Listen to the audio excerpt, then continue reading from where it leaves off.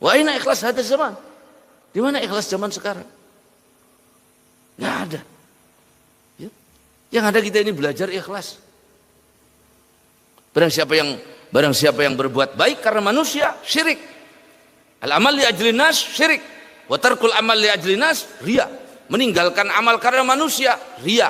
Beramal karena manusia, musyrik, kata Qadiyat, kata Fudail bin Iyad. Lah yang ikhlas itu yang mana? Supaya engkau tidak ada dua-duanya itu. Artinya apa? Melakukan satu perbuatan yang baik karena Allah, meninggalkan perbuatan yang jelek juga karena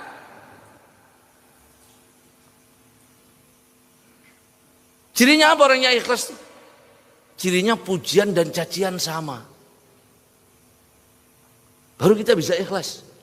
Maka selama kita ini masih senang dipuji sama orang, takut dihina sama orang, takut dicaci sama orang, selama itu kita tidak akan pernah ikhlas. Cabut itu dari hati kita. Karena manusia memuji sebanyak apapun tidak akan merubah kedudukan kita. Manusia menghina sehina apapun tidak akan merendahkan kita di mata Allah. Dan sedang kita mas semua teman di alam. Ada bapak-bapak jadi ketua DKM diprotesi baik kalau anak buah. Deren. Ada jadi panitia pembangunan diprotesi dari bawah, berhenti aja berhenti. Loh kalau bapak ikhlas nggak usah berhenti terusin. Saya bukan karena mereka kok. Karena Allah orang yang apa dicemploki baik gitu. Orang yang ikhlas tuh soal ditolong. Cirinya tuh dia pujian dan cacian tuh sama, tidak akan berbeda. Ya. Yang kedua, orang yang ikhlas itu dia lebih mencintai akhirat daripada dunia. Penyebab orang nggak ikhlas itu kan karena kecintaan kita kepada dunia. Ya. Yang ketiga, orang yang ikhlas itu cirinya ya, di depan orang banyak dan sendirian tetap sama-sama bagus. Manakala kita depan orang banyak dan sendirian berbeda, itu tandanya kita tidak ikhlas. Ini kalau ngaji kelihatannya tampangnya orang surga semua. Khusyuk. Dewek kan membuh. Mbok kawat las dikantongi yang saya nggak tahu. Mbok kabel dileg.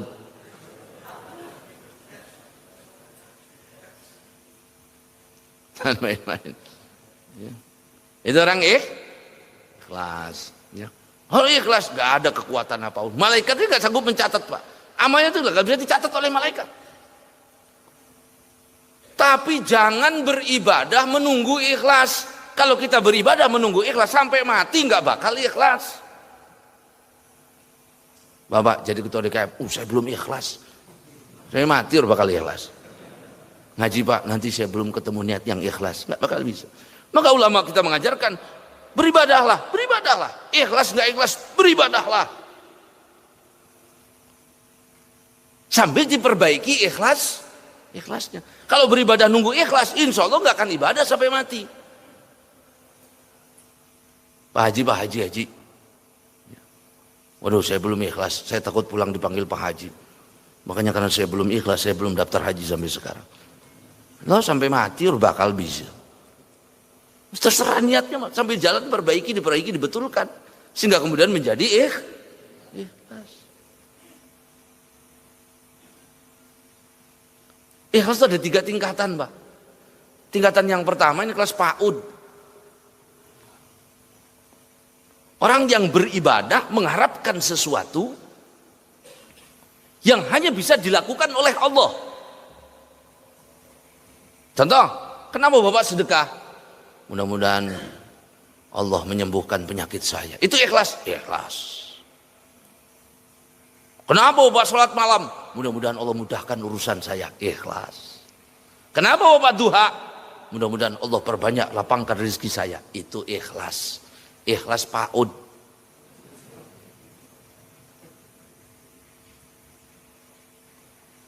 Naik lagi ikhlasnya SD, SMP. Kalau orang itu beribadah karena pengen masuk surga, takut masuk neraka. Saya mau banyak sholat, banyak puasa. Supaya apa? Supaya masuk surga. Karena di surga itu ada bidadari yang tidak pernah disentuh siapapun. Ikhlas SD. Oh jangan lakukan itu, kenapa? Neraka itu panas, berat. Ikhlas.